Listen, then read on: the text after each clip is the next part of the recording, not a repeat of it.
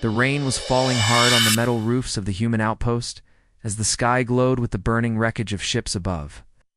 Sarah Kane ran through the mud with her rifle in hand, her boots splashing in deep puddles. Her breath came in short bursts inside her helmet, but she didn't slow down. The Zereth were here. Their shapes moved in the smoke ahead, tall and twisted with armor that looked like black glass and eyes that glowed a deep red. Every step they took made the ground vibrate as if the earth itself was afraid of them. The air was filled with the crack of human rifles and the piercing hum of alien weapons. Sarah took cover behind a broken wall and fired again and again, watching Zeroth fall, but more came from the shadows. They didn't move like normal soldiers. They advanced without fear, without hesitation, like they knew victory was already theirs. A soldier to her left screamed and fell, clutching his side as a beam of green light tore through him. Sarah shouted for the medic, but her voice was drowned by an explosion that threw her forward into the mud. Her ears rang and her visor cracked, but she pushed herself up, spitting dirt. Through the haze she saw them, 3 Zereth walking toward her in a line. The one in the middle carried something strange, not like a normal weapon, but a long staff with a jagged crystal at its tip, glowing with a faint pulse. Sarah's instincts told her to move, but her legs were heavy, her mind screaming at her body. To get up, the Zereth leader raised the staff, and a low sound like a heartbeat echoed through the ground. Her vision blurred as the staff's crystal flared bright. A wave of cold hit her chest, as if ice water was flooding her veins. Pain followed, sharp and deep, and she gasped for air, but none came. She felt her heart slow, each beat weaker than the last. The last thing she saw before the darkness took her was the Zereth leader's face, watching her closely, not with hate, but with something worse, curiosity. Then the sound of battle faded. When she woke, it wasn't waking at all. She felt weightless, as if floating in a black ocean where there was no air, no sound, and no light. She tried to breathe, but her lungs didn't move. She tried to scream, but her throat was silent. Then she felt something else, a pulse, not her heartbeat, but something inside her. A second rhythm like a drum in the distance calling her. It was slow at first, but it grew stronger, closer, and every time it beat she felt a spark run through her veins. She didn't understand it, but she felt her fingers twitch. Faraway voices called her name. She saw flashes of light shapes moving, but they faded, like mist. Then suddenly, the pulse stopped, and there was nothing. On the battlefield, her squad had formed a tightest splinted line around her body, fighting off the last wave of attackers. The Zereth had begun to pull back, disappearing into the smoke without chasing. The retreating humans. They didn't take prisoners, they didn't finish the wounded, they just left. The survivors knelt beside Sarah, their voices low, their faces grim. The medic checked her vitals, his hand shaking before he closed her eyes, and whispered sorry. Her body was carried back to camp in silence under the rain that washed the blood from her armor. In the medical tent, the smell of antiseptic and wet earth filled the air. Sarah lay on a steel table, her armor stripped away, showing the scorched wound across her chest. The medic who had carried her in stood at the edge of the tent, his jaw tight as the surgeon confirmed the time of death. They covered her with a white sheet. Outside, the rain didn't stop. Soldiers came and went, their boots splashing in the muddy ground, some glancing toward the tent, but most avoiding it. How death was common here. They had seen too much of it already. 30 minutes passed. The hum of machines filled the tent, and the rain beat harder on the canvas roof. The medic who had carried her in sat on a stool, his head in his hands, thinking of the last time she had smiled during the morning briefing. He didn't notice at first when one of the monitors flickered. A faint blip appeared on the heart rate display, then another. He looked up frowning, thinking it was a glitch. But the blips came again faster now. He stood and pulled back the sheet. Sarah's lips parted as a sharp gasp tore from her lungs. Her chest rose and fell in a ragged breath as her eyes flew open wide and unfocused. Her skin was pale and cold, but her body was moving, her fingers curling into fists. The medic stumbled back, his mouth open, but no words came. She blinked at the harsh light above her, then at the medic, his face white with shock. She tried to speak, but her voice was a rough whisper. Something cold and heavy was in her right hand, and when she lifted it, they both stared. It was a shard black as night, shaped like a jagged blade fragment, pulsing faintly like it had a heartbeat of its own. Eyes locked on it, then on the medic. In that moment he realized she had been dead, and yet here she was sitting up, breathing, holding something no human had ever seen before. Somewhere deep in the shadows of the camp, a man spoke into a radio, his voice low and urgent, saying only one thing. It worked. The light in the medical tent was too bright for Sarah's eyes. Every breath felt sharp, like the air was cutting her lungs.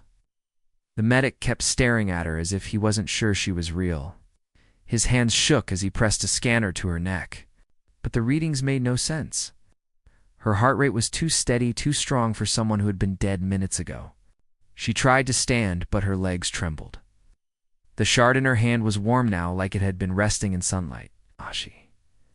She didn't remember picking it up, and no one could explain how it got there. When she asked the medic, his lips moved, but he didn't answer, his eyes flicking toward the tent's entrance. 2 armed guards stepped inside and exchanged a glance. They spoke quietly to the medic, who nodded without looking at her. She felt like a specimen on display.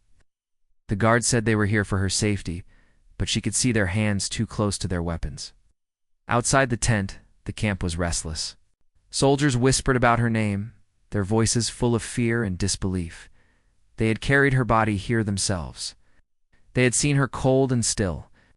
Now she was walking past them, barefoot in the mud, her hair wet from the rain, her skin marked with faint gold lines that hadn't been there before. They led her to the command building, where the air smelled of metal and burning circuits. The commander sat behind his desk, staring at her like she was a puzzle he didn't want to solve. He asked her what she remembered. She told him about the Zeroth leader, the crystal staff, the cold wave that had crushed her chest. She told him about the darkness and the strange pulse pulling her back. The commander said nothing for a long time, then dismissed the guards and leaned closer. He asked if she felt different. She said yes. Her senses were sharper. She could hear the faint buzz of the lights above them. She could smell oil on his gloves. And somewhere far away, she could hear voices speaking a language she had never learned but understood perfectly. The commander froze when she repeated the words out loud. His voice dropped to a whisper as he told her no one outside this room could know what she had just said. Before she could ask why a man in a lab coat entered, he introduced himself as Dr. Vale and said she was coming with him. The commander didn't argue. Vale's lab was buried under the base, where the walls were lined with strange equipment glowing with blue light. He scanned the shard in her hand, but the machine stuttered and shut down. He seemed both pleased and nervous. He told her about Project Revenant, an abandoned military program that had tried to use alien biotech to bring soldiers back from death. All the early tests failed. Revive didn't last more than a day before their minds broke. Sarah's. The voice was steady when she asked if that was what happened to her.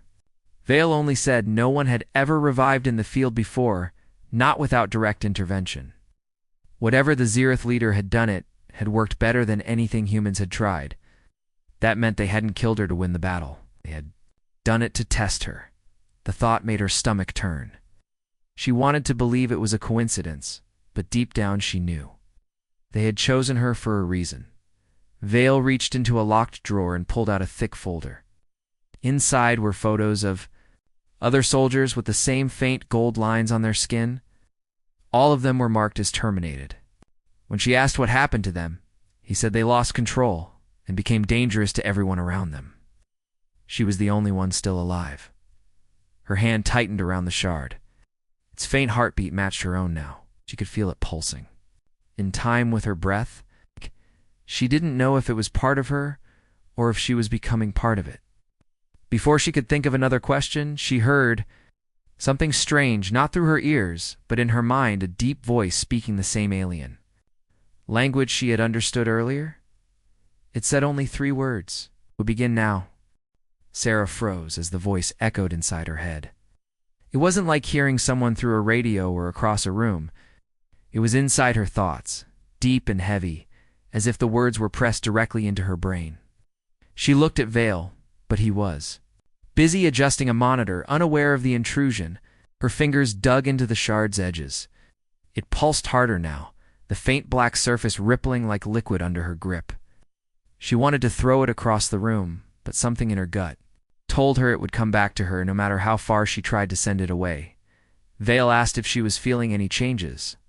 Sarah hesitated before telling him about the voice. Didn't look surprised. Instead, he scribbled something on a pad and muttered about linguistic assimilation and neural override. She demanded an explanation. Vale told her that the shard wasn't just a piece of alien tech, it was alive in a way humans didn't fully understand. It could link minds across impossible distances. That was how she could hear the Zereth language without ever learning it. The dangerous part, he added, was that the link worked both ways. If she could hear them, they could hear her.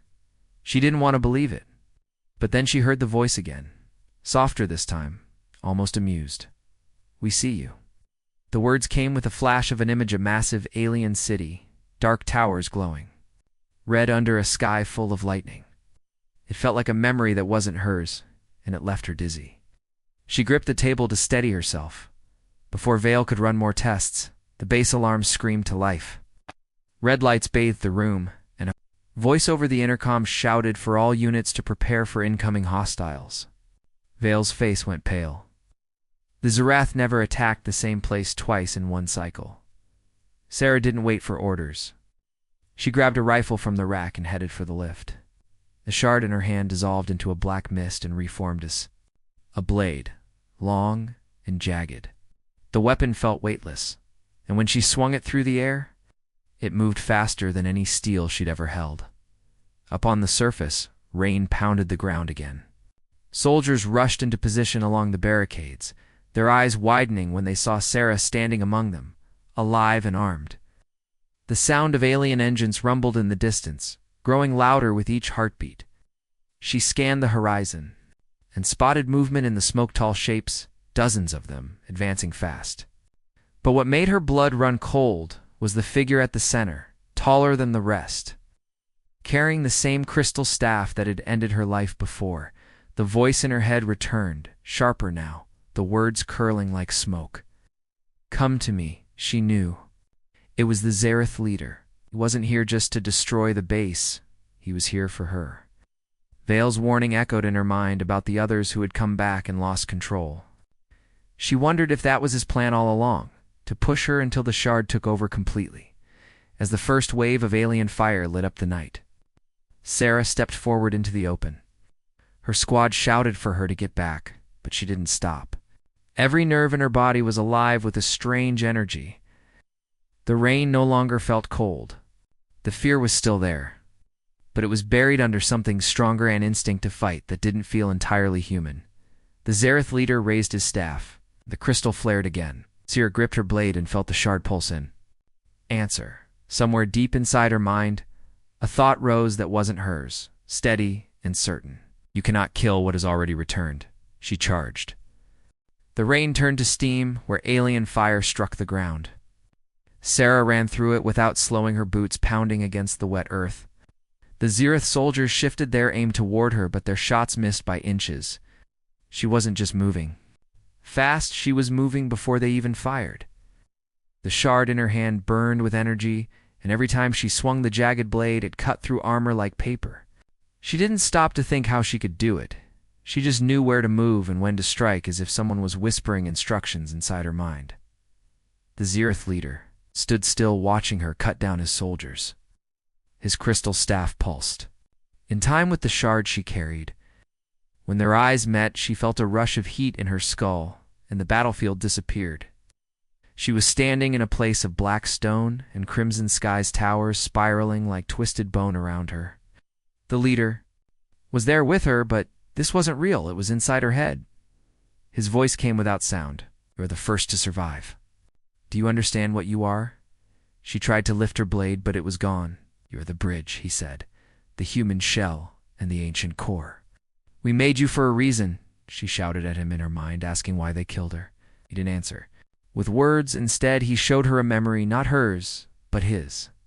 She saw rows of human prisoners lying on table shards, pressed into their chests one after another, all of them failing, dying their bodies, rejecting the change. Then she saw herself the moment the crystal struck her. She felt again the cold flood in her veins, but this time, She saw the golden light that had sparked inside her fighting back against the darkness. It was that light that kept her alive. The vision shattered and the battlefield roared back around her. She was on her knees, the rain hitting her face hard. The Zereth leader hadn't moved, but now she understood he wasn't here to kill her. He was here to take her. Her squad was still firing from behind cover, shouting her name, but their voices sounded far away. She gripped the shard blade tighter. Forcing herself to stand, she charged at him, but before she could reach him, he slammed the staff into the ground. A shockwave blasted outward, hurling her back. Her body skidded through the mud and hit the barricade. She struggled to rise, but her limbs were heavy, the shard pulsing faster, as if syncing with the staff's rhythm. She realized with a chill that if the leader kept it up the shard, it'd pull her toward him whether she wanted to go or not. Through the ringing in her ears she heard the Veil's voice over the cum, screaming for her to fall back. He said they had discovered something about the shard, but his words were cut short by static. She didn't need to hear the rest. She could feel it. The shard wasn't just a weapon. It was a tether. And the other end of it was in the Zereth leader's hand. She spat blood into the mud and forced herself upright. If the shard tied her to him, then she would cut that tie her way. She lifted the blade as lightning split the sky. The leader tilted, his head as if curious whether she would attack or surrender. She didn't give him the chance to wonder for long. The mud sucked at Sarah's boots as she pushed forward again. Every muscle in her body screamed, but she didn't slow down. Alien fire streaked past her head, cutting through the rain in burning lines of green light. Her squad shouted for her to fall back, but their voices were nothing compared to the thundering pulse in her skull. The shard's heartbeat was louder now, matching her own, until the two rhythms were one. The closer she got to the Zereth leader, the more the air seemed to bend around, him like heat over stone. She dove under a beam from his staff and rolled too, her feet swinging her blade in a wide arc. The strike should have cut him in half, but the weapon stopped inches from his chest, as if hitting an invisible wall. Sparks scattered into the rain. He didn't move. His voice filled her head again. But now it was colder, sharper. The bridge does not choose the path. The core does. Her vision blurred for a second, and she saw it again, the dark city from before, but this time she saw deeper. Beneath the towers there was something vast and alive, something humming with the same golden light that ran through her veins. She staggered back, shaking the image from her mind. The leader lifted his staff high, and the ground between them split open in a jagged crack. From the darkness below rose shapes like the Zereth, but wrong thin. Skeletal, their armor fused with shards that glowed like hers. They moved in jerks and spasms, their eyes empty of thought. She realized with a chill that these were the ones who hadn't survived the change completely. Failed bridges, still dangerous, still as weapons. They rushed her all at once. Sarah's blade became a blur, cutting them down, but for every one that fell, another climbed out of the crack. Rain and mud splashed across her face as she fought. Somewhere in the chaos, she heard Vale's voice again, breaking through the cum. "The core isn't theirs," he shouted. "It's older than them. They're using it wrong." His words sent a jolt through her chest. If that was true, then the shard inside her wasn't just Zura technology, it was something far more ancient. And maybe, just maybe, it was meant for humans all along. One of the skeletal Zeroth lunged at her with claws outstretched. She sidestepped and drove her blade through its chest. As it fell, the shard in her weapon flared brighter than ever before. And for the first time she felt it pulling power from somewhere else, not from the leader, but from something far away, something massive. The pulse in her veins shifted faster and stronger.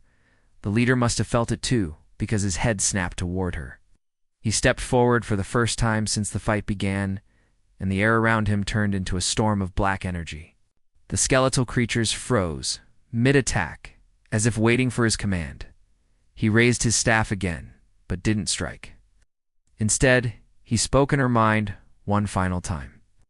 "If you want the truth, come to the core." And then as quickly as they had come, the Zeruth vanished. Crack in the ground sealed, the skeletal warriors dissolved into ash, and the rain fell into sudden silence. The battlefield was empty, except for the bodies of the fallen. Sarah stood there breathing hard, the shard still glowing in her grip. She knew this wasn't over. They had let her live for a reason. No, she had a destination. She turned toward the smoking horizon, already planning her next move. The core was waiting, and so was the truth. The storm had not stopped by the time Sarah left the base. The commander wanted to send a team with her, but she refused. The core was calling her, and she knew the Zeroth wanted her to follow that call. Taking others would only get them killed. She moved through the wasteland alone, the shard in her hand guiding her like a compass. Every few hours she would hear the faint voice again, not words this time, but a low hum that pulled her forward. The nights were cold, and the air tasted of ash. Strange lights flickered in the distant Salian patrols, searching for her, but she avoided them with a speed and instinct that no longer felt human.